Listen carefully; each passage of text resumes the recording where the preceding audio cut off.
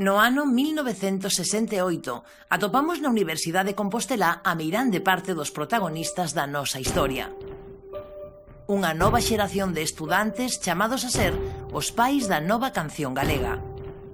Daquela, Santiago tiña a única universidade de Galicia e digamos que era unha cidade diferente a hoxe en día. Era unha mistura entre la Casa de la Troya e a Casa da Collona, absolutamente certo. Yo iba mucho con la Tuna, no era universitario, pero era muy amigo de mí, me gustaba toda la juerga, me gustaba. Llegamos casi a desprezar totalmente eso. Santiago era un lugar especial.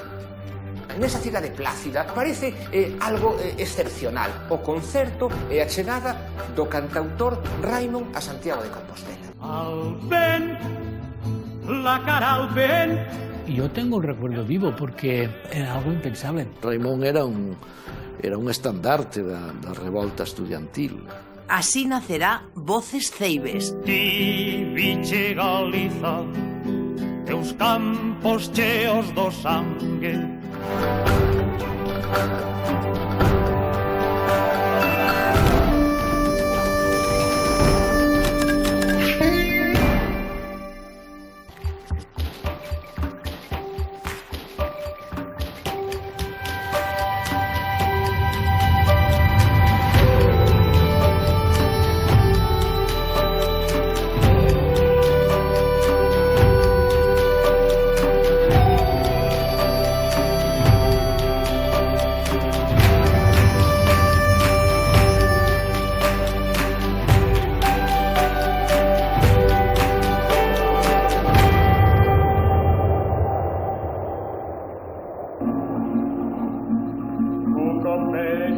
Eu asisto ao que é o primeiro recital de Voces Ceibes, que non é o da Facultade de Medicina, que oficialmente é o primeiro autorizado, o primeiro público, pero hai un anterior que é semiclandestino, e certamente no que hai un auditorio máis restringido, que é en marzo do 68 nunha taberna da Rúa Nova que se chamaba El Cosechero. Sempre que paso por ali reparo naquel portal e hoxe hai un establecemento de non sei que, pero xa non hai unha taberna. E Benedicto ese día inaugurou, puxo a primeira pedra do edificio de Voces Ceibes. Todos os asistentes ao concerto de mediciña que dimos Xavier, Vicente, Xerardo e máis eu eran estudantes, menos 3 ou 4 persoas. Benedicto, no seu libro Sonata de Amigos, lembra que só había 2 profesores, Carlos Alonso del Real e José Antonio González Casanova. Recuerdo que vinieron un grupo de estudiantes a contarme que constituían un grupo de canción gallega, en gallego, y que, bueno, que qué opinaba. Y yo les dije que me parecía una idea magnífica y me sumé a ellos. La verdad es que me encontraron y todo lo que yo pude hacer pues lo hice por ellos. Quen tivera 20 anos para non sentirse tan soio. Todo o mundo estivo no concerto de medicina. Non é verdad, non todo o mundo estivo no concerto, pero que non estaba cheo. Estaba cheo, era o salón de actos de medicina, estaba absolutamente abarrotado, estaba ateigado. Bican nos seus brancos. O éxito de asistencia foi manifesto, escribe Benedicto. Repartíronse 2000 cancioneiros. Se tiveramos paciencia para sumar os que nos últimos 30 anos aseguran que estaban ali aquel día, pasarían de 6000 os asistentes. Eu tiña un examen de oftalmoloxía ese día, pola tarde. E quedei un pouco dubitativo si ir ao examen ou deixalo para extraordinario. Cando cheguei á facultade vin a cantidad de xente que había aquí.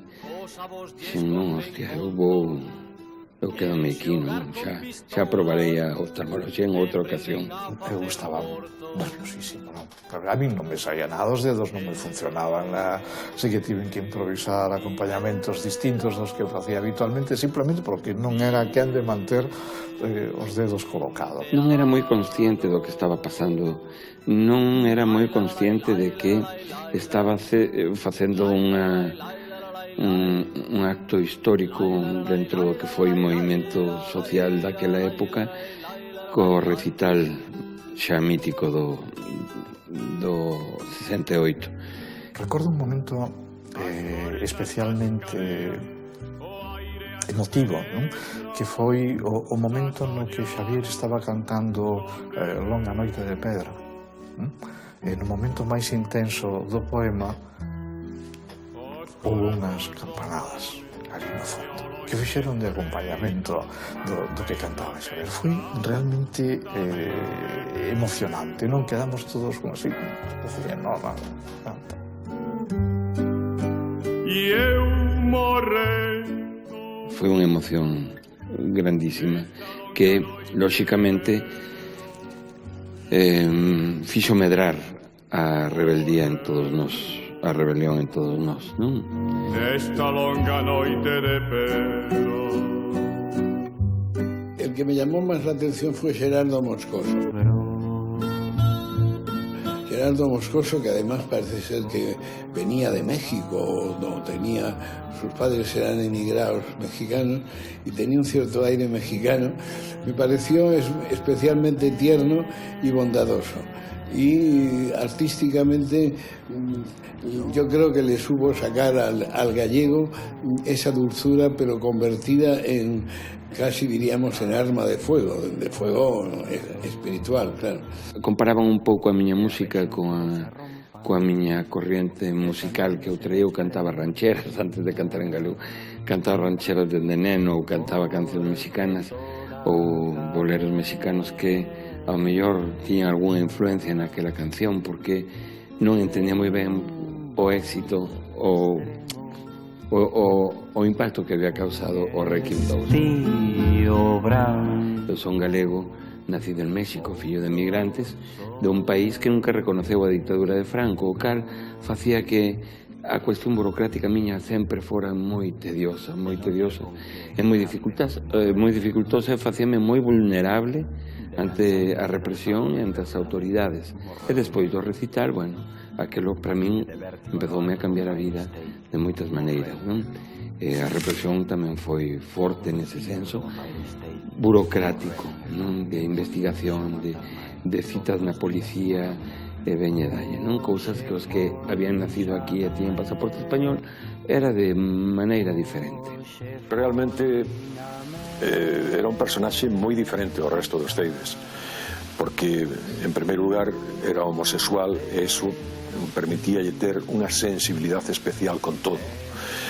En segundo lugar, el tiña a nacionalidade mexicana e tiña ese carácter valiente de machotismo, ¿no? de los mexicanos, que era unha contradicción que parecía unha contradicción, pero no. Naquel tempo comunista e maricón era hostia, era de Dios.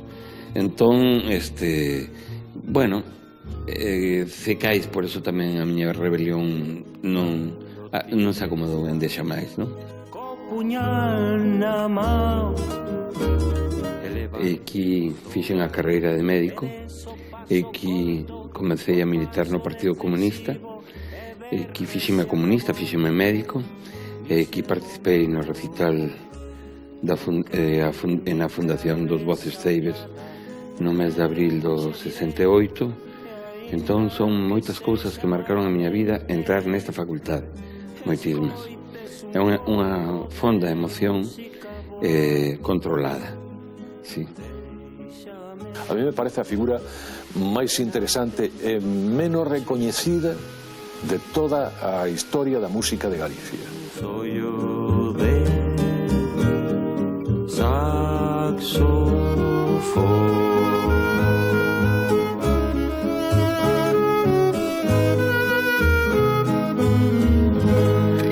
Esa mesma noite, despois do concerto, Xavier, Vicente, Benedito, Xerardo e Guillermo xúntanse co escritor Alfredo Conde coa súa dona Margariña Valderrama, non só para falar do éxito do recital, senón, máis ben, para poñerse un nome. Discutimos varios nomes. E finalmente quedou o de Voces Ceibes, que saliu por aí, eu penso que foi Margariña, e fai pouco atopeina en Pontevedra, fai uns días, e díxome fun eu, aínda que Vicente diga que foi non sei quen, fun eu, digo, eu penso que sí, pero bueno, dá igual quen o dixera, non? Teño memoria de elefante rencoroso, o nome débese a Xavier González del Valle, Voces Ceibes. A miña proposta fora as ovellas negras. Ali onde se atope adapta a cor. Hai unha foto por aí que circulou moito, que está Manuel María cos 4 primeiros Voces Ceibes, Xerardo Xavier, Benedito e Maiseu. Iso é que Manuel era un gran aficionado a esas fotografías dun minuto que chamaban esas que ainda existen ali, que eu non volvín sacar fotografías, que teño que sacar unha cando vai a Santiago. Oh, camaleón, oh, camaleón, oh, camaleón, oh, camaleón, oh, camaleón. As 5 personas que vemos que aparecen aquí nesta foto con tanto encanto cotiá seguramente non eran conscientes de moi observados que viñan sendo todos os seus movimentos. Un informe da Policía Política do 20 de decembro de 1968, que tardaría 40 anos en ver a luz, é moi claro e moi elocuente. Explica que estos 4 cantantes, Xerardo, Xavier, Benedicto e máis Vicente, que saen así neste documento con outras personas, di textualmente con respecto a eles: non debe de permitírsele súa actuación en público. Que aconteceu para que estes mozos idealistas se convertesen en obxectivo prioritario da temida brigada político-social en tan curto espazo de tempo? O meu país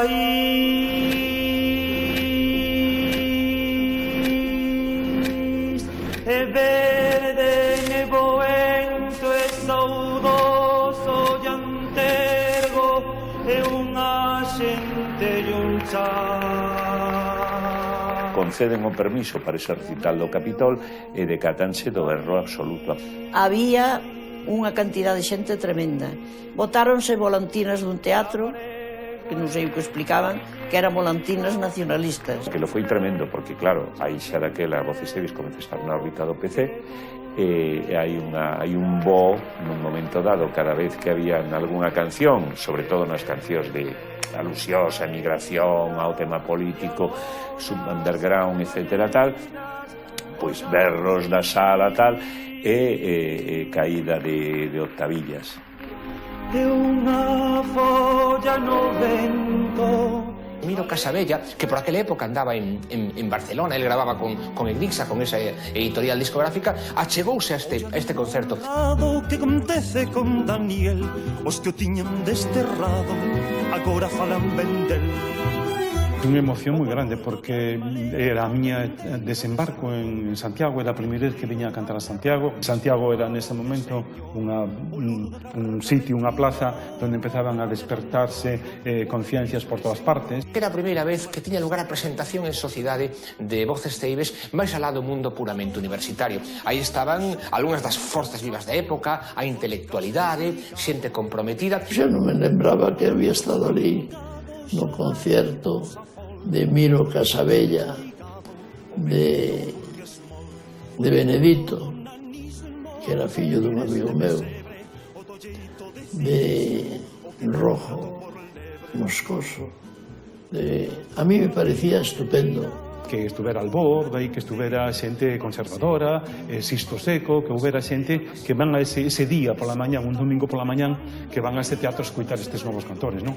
Pois eu sempre apoiei todo o que significaba galeguismo en defensa de Galicia, sin saber que algún día me iba a meter en política. Así que as persoas poden estar en todas partes. O importante é ser persoa, que iso é o máis difícil. É Manuel María que presenta o acto, non? O sea, un fervorizado Manuel María, un home vestido dunha forma moi elegante, con chaleque, máis con o seu reloj, o sea, para darlle máis empaque a ese acto reivindicativo, ese acto social. E aquel escenario, o Cine Capitol, digamos que sacaba Voces Ceibes propiamente daquela orixe no mundo universitario. Aí me atopo xente incluso que me sorprende moito, xente do meu pobo, de fala castelán, de familias dali con posibles, porque a universidade iba xente de posibles solo, non?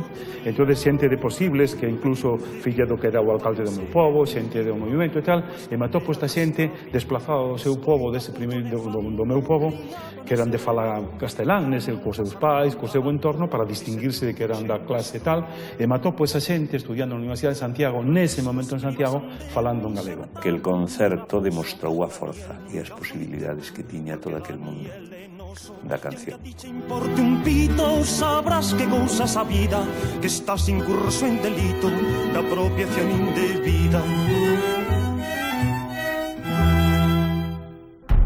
Nesa matiné da Capitol, as novas corrían máis rápido que os panfletos. De feito, esa velocidade e ese afán de chivateo que agora só lle recoñecemos os Twitter e os WhatsApp fixeron que, antes de que rematase o concertos da Social, xa deran conta da importancia do que estaba a pasar ali. A las 11:30 horas comenzó el recital de la nova canción galega en el Cine Capitol con la asistencia de numeroso público. Así comeza o informe. Durante el acto, sigue dicindo, se lanzaron algunos papelitos a tapón que decían libertad. El acto terminó a las 13:10 horas sin novedad. Que pretende a nova canción galega? Así comeza un interesante e sorprendente documento da policía elaborado no 1968, no mesmo ano que naceu Voces Ceibes. Los componentes de la nova canción galega tienen el proyecto de ir recorriendo las localidades principales de Galicia, dando a conocer sus canciones cuyos textos son auténticos ataques al régimen, dejando con ello un sedimento en las zonas rurales que aprovecharán los elementos dirigidos para constituir grupos de presión política. O historiador Xan Fraga rescatou uno dos arquivos desclasificados. Cando me atopo con ese documento policial quedou realmente abrallado, ¿no? Abrallado por unha realidade que había un supercontrol da policía de todos eses membros que formaban parte tanto dos cantautores, é dicir, dos músicos, dos intérpretes, como Celso Emilio Ferreiro, como Eloís Dieguez, como o propio Manuel María, Salvador García Bodaño, Carlos Casares, non? Alfredo Conde, é dicir, a xente que poñía os textos, as letras, e despois todos os compositores. Esos informes eran internos y esos se destruyeron muchos. Y me consta, porque tengo datos de ello, pero los informes eran gente cualificada, porque ellos tenían muchos confidentes metidos en todos los movimientos y alguna gente era cualificada y sabía lo que había. Son 17, 18 páxinas exhaustivas, ¿no? Eu creo que incluso o propio estilo hasta literario, ¿no? do documento chama moitísimo a atención, ¿no? Las consecuencias inmediatas de este movimiento son que se ha producido una revalorización y popularización de la poesía gallega contemporánea, particularmente la que se muestra más cercana a la llamada poesía social. Ousa chegar a facer algún xuízo artístico sobre a falta de calidade de algunha música ou mesmo do galego ruín empregado nalgúna daquelas cancións. Ou sexa que o tipo tiña, como se decía daquela, voluntade estilo. Algúns continuadores da liña dos Voces Ceibes son obxeto dun xuízo severo neste informe cando asegura que las letras de sus canciones son anodinas por su ambigüedad temática y su utilización del castrapo. Fan casi como se fuera unha tesis, ¿no? É dicir, como xurde a canción galega, cales son os antecedentes, despois quenes son os seus principais promotores, quenes son os seus seguidores, quenes son os que escriben as letras, que difusión tivo. A nova canción galega pretende ser, segundo o informe policial, un vehículo para revalorizar el idioma gallego. El texto está por encima de la melodía, exigiéndosele un mínimo de contenido social y humano. Pues o punto de referencia para mí era Raimón.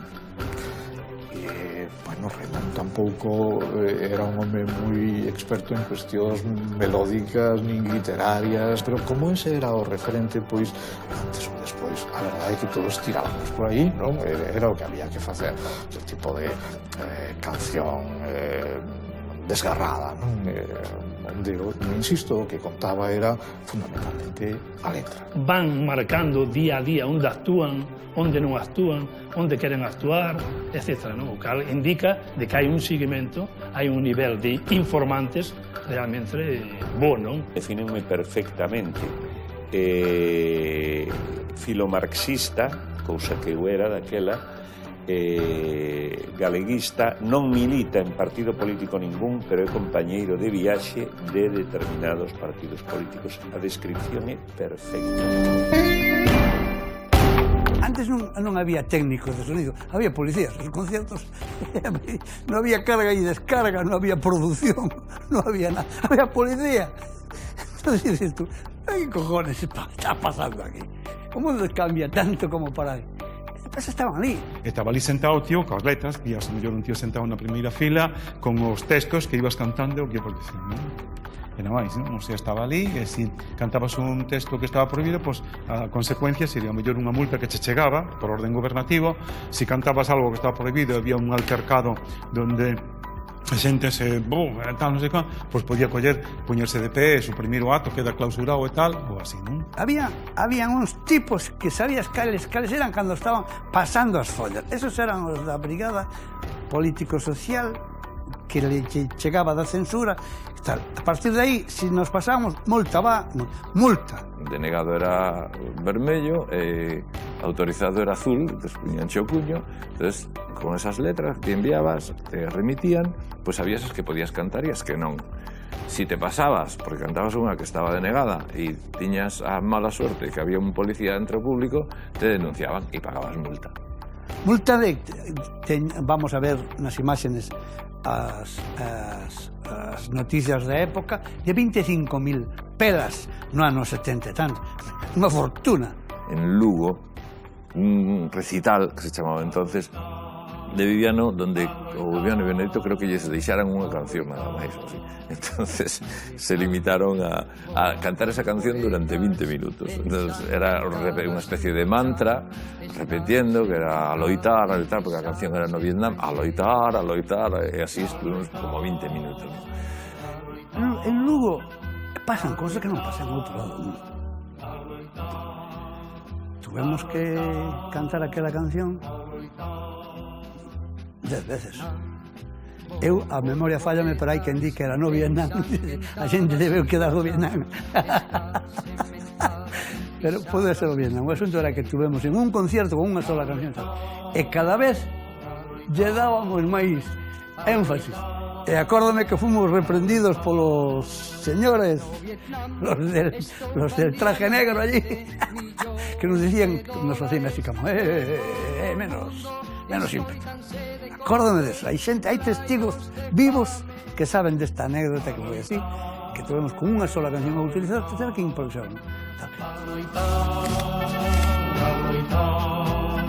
No Vietnam morre a liberdade, a fome.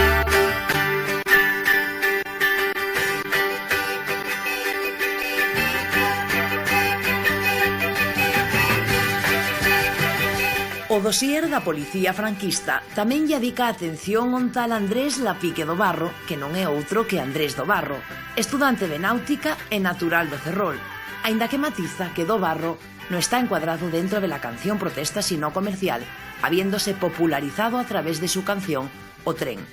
O informe concluye que cuando estaba anunciada su actuación en el Hotel Sarga de Cabañas en el verano de 1968, Andrés do Barro no llegó a actuar por carecer de permiso. O tren galego, o tren castelán, o galego todo prohibido. Ou xa tiña grabado, entón paseina poñendo o tren portugués. E pasou, e non sei que pasou. Teño un inmenso respeto pola figura de Andrés do Barro, como non pode ser menos, por parte de quen levou o idioma galego aos hit parades. Daquela comentábamos que era un invento Andrés do Barro, é certo que se dixo un pouco do Ministerio de Información e Turismo, que Fraga estaba interesado en promover aquela canción contra da nosa, contra Voces Teibes e tal, tampouco. Cando eu cantaba en galego me metían na cárcel. Eu cantaba o tren. Dime tío que ten o tren de política. Sabes? Naqueles tempos buscaban ese... Sí, e hoxe buscan o voto político falando che en galego, o buscan pola mediación túa. Isto é, perdona, que non xo digo así, que pinto eu cantando en galego? Para iso canto en castelán ou en inglés ou que me den a gana. Andrés foi unha referencia dunha lingua que quería expresarse cando non era fácil de expresarse nesa lingua. Hoxe é moi fácil para todos. Hoxe non che poñen ninguna traba por cantar en galego en ninguna televisión nin nacional nin autonómica, non só de Galicia, sino de outro lado. Daquelas había unha certa dificultade. E o Andrés sempre foi dicindo eu canto só en galego. Me llamo Andrés Lapiqué do Barro y os presento unas cuantas de mis canciones. Hoy son en gallego porque así las he sentido y porque quiero colaborar con todo interés y cariño a dignificar mi idioma materno, caído durante muchos años en el más cruel menosprecio. Houve un certo sectarismo pseudo-revolucionario mesquiño, sin dúbida, que se reu de Andrés do Barro, non? Foron moi injustos con ele, non? Moita xente foi moi injusta. Era unha música popular galega simpática que facían moito polo idioma, non? E algúns levaban excelentes letras, algunha de Xavier Alcalá. Que era máis rendible para a brigada social. Uns tipos que chegaban ali e cantaban algo que tiña un contido social reivindicativo forte, tal, porque entón parábanos por iso, polo contido. Eran moi fáciles de manexar, pero que facías cuns tipos que lle cantaban a unha rapaciña nova Ronsel de frescura? A ver, que faz con eles? Por onde lles das o pau? Eso foi unha decisión consciente de personas que tiñan ou que tiñamos un compromiso galaico, o sea, un concepto dunha Galicia distinta, un concepto dunha Galicia singular. Era máis difícil darlle pau a Andrés que darlle pau aos moceceires. Logo, nós estábamos a facer un labor de barrene moito máis sutil cos outros. E a mí non me queda ninguna dúbida. Foi un pensamento que funcionou dentro duns rapaces que éramos sistemáticamente contrarios ao sistema. O malo é que Andrés do Barro xurde no medio dunha dictadura, non? E o malo da dictadura, como teño dito mil veces, é que crea contradictaduras. É dicir, contradictadura, créase unha contradictadura conceptual e estética. Na que hai unha chea de cousas que son malas, por que tal, oiga, ninguén se para a analizar a cousa. Co tempo, Andrés do Barro converterase nunha figura respectada, un éxito que non podemos entender sen a figura do seu produtor, o propio Juan Pardo. Non me hables, non me hables. Juan Pardo foi o number one. Estuvo nos pequeniques, nos brincos, Juani Junior, solo produjo a todo o elenco, non solo a Andrés, desde Camilo VI a Rocío Jurado.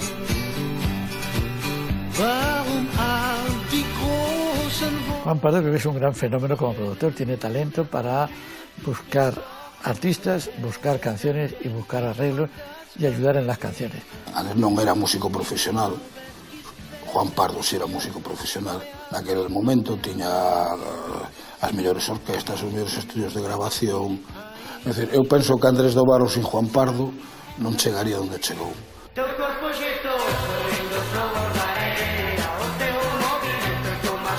Andrés, que desde o punto de vista da puridade era un moi mal cantante, porque tiña unha voz de pouco valor.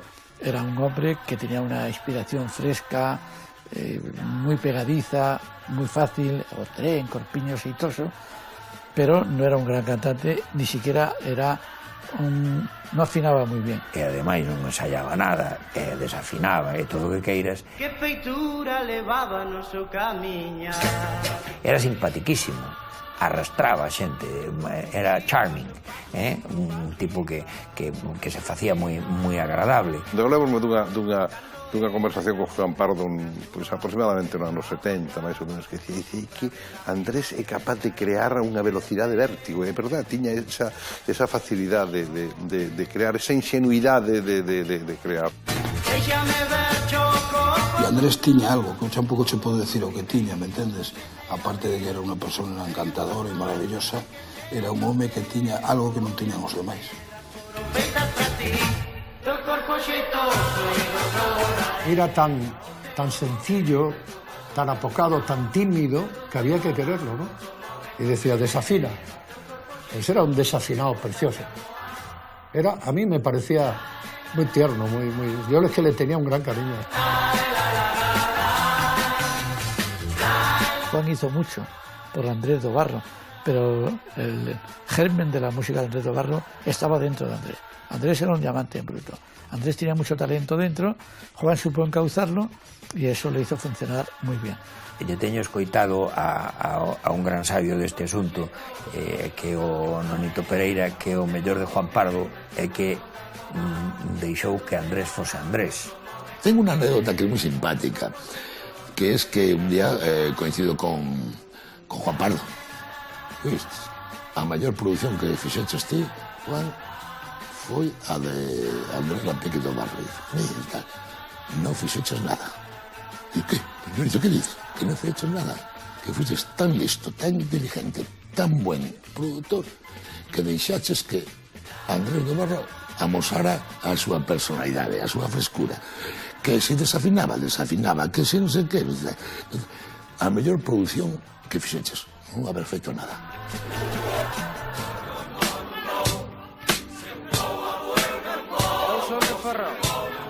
Cuestión de ella. Vive en Mallorca, paisano. Algo a terra esa, Son de perro. Como que de perro?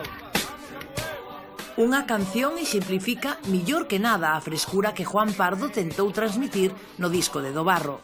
Trátase de Vou a Bueu, tema inspirado no himno pacifista da Plástico No Band de John Lennon e Yoko Ono, Let's Give Peace a Chance.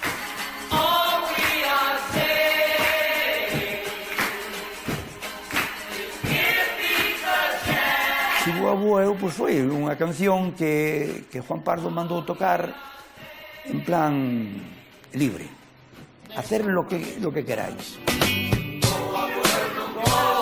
Se sabía cando comezaban as grabacións, pero non se sabía cando acababan. E aquilo estaba nunha zona de alto nivel de señoras ao servicio do público. Para que logo falen da Plástico No Band esa. Pois aparecían por ali para facer compañía e compartir algún whisky que outro. O que fai dunha voz de bella é o pianista noso. Ya te digo, unha grabación de amigos. Porque temos que ter en conta que éramos moi pequenos, que agora se di, pero un rapaz que non ten 18, 19 ou 20 anos non é nada máis que un neno con tamaño de home, non? Mira do río chegar onde a mí o ruido da chará. Seguindo a estela de Andrés Dobarro, Juan Pardo triunfaría cantando tamén en galego a célebre Charanga, unha decisión que, sen embargo, suscitou máis dunha polémica.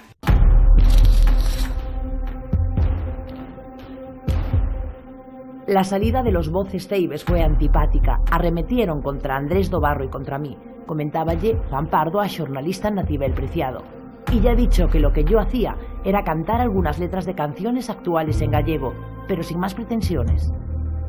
Que pasaba con Juan Pardo? Que se decía moito que había unha envexa, unha rivalidade, incluso unhas relacións bastante conflictivas. Juan Pardo ideolóxicamente era moi distinto a Andrés.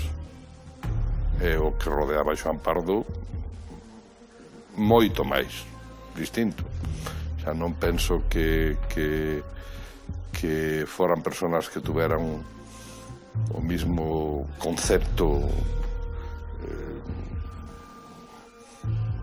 da política ou do compromiso. Juan Pardo decía que, cando falaba de los gallegos de Voces Ceibes, decía que era un montón de corderos que estaban guiados por el Partido Comunista e tal. O sea, unha ofensa que naquele momento era peligrosa, non?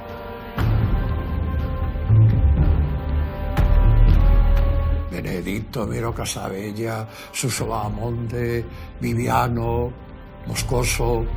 Esta gente fue la que hizo posible que la música gallega empezase a funcionar. Se consideraban, y con razón, punta de lanza de una reivindicación nacionalista, todavía no se llamaba nacionalista, una galleguista, una reivindicación, y consideraban que habían sacrificado su vida y sus posibilidades de ser artistas populares por defender la causa, y la causa era la lengua gallega. Es absurdo cargarte a los que no hacen lo mismo que tú, dijo Ampardo. Es un error imperdonable. Yo canto al amor, a la naturaleza, al paisaje, a lo que me parece, pero no me metivo nunca con los que dan otro sentido a la música. Porque non podía cantar Juan Pardo en galego. Qual era o problema? Es que aquí tamén che daban carnes de como tiñas que falar ou como tiñas que cantar, cando facía que che daba gana.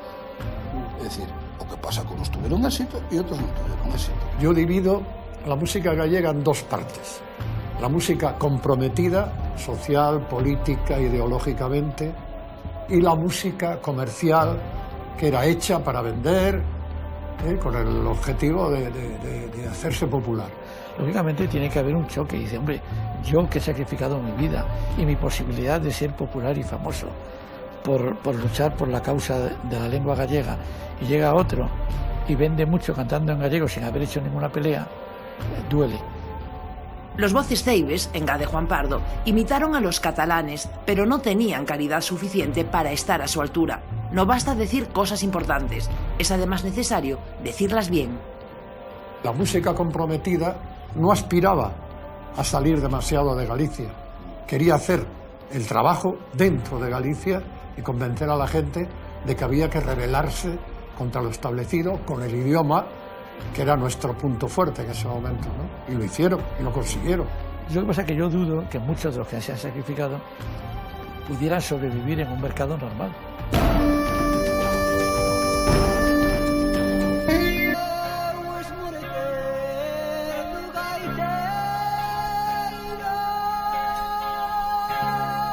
Yo creo que de los distintos grupos de las distintas lenguas de España que se cantó, creo que los gallegos fueron los que tuvieron más dificultades para poder digamos, salir y poder cantar un pouco en todas partes. Non demos realmente cunha maneira aquilo que se falaba, chegar ao pobo, tal e tumba, non demos realmente coa fórmula musicalmente falando. A música era pouco...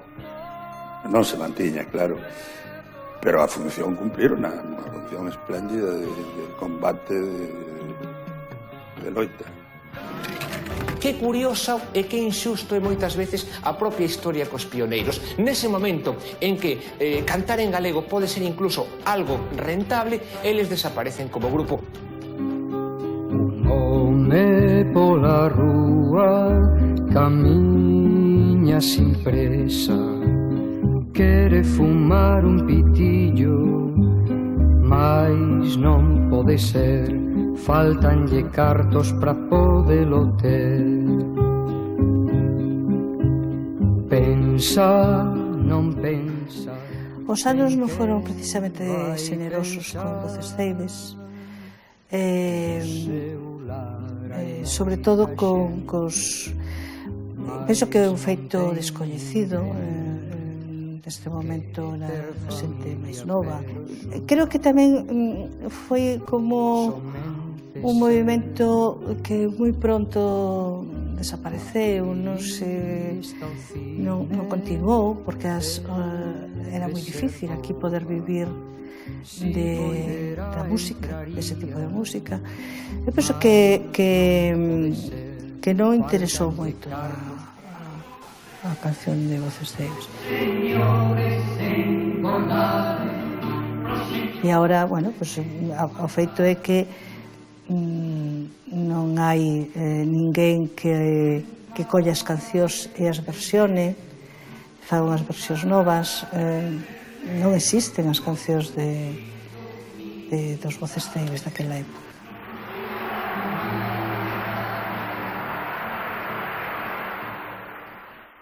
Despois de 40 anos chegaría ese recoñecemento a ese grupo de cantantes. Foi durante a exposición de Ricardo Gurriarán sobre o movimento estudiantil do 68 en Compostela.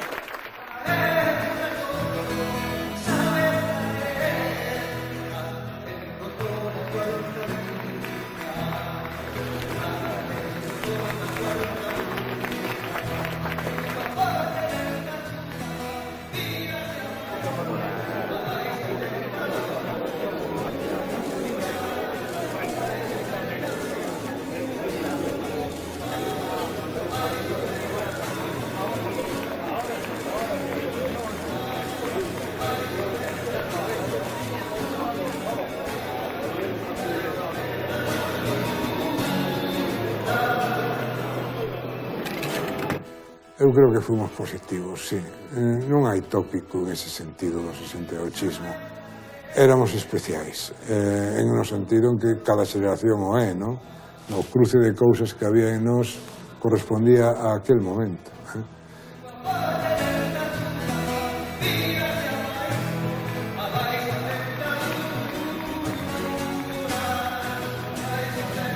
Hai unha canción que é determinante que é o meu país, de Miro Casabella.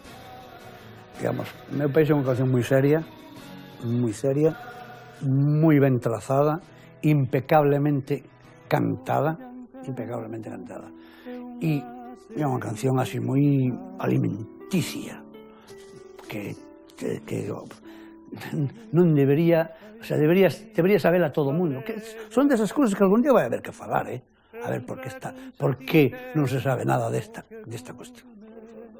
Bueno. Que quece na lareira e aló nas carballeiras bota rir, e unha folla no vento, alento e desalento o meu país. O meu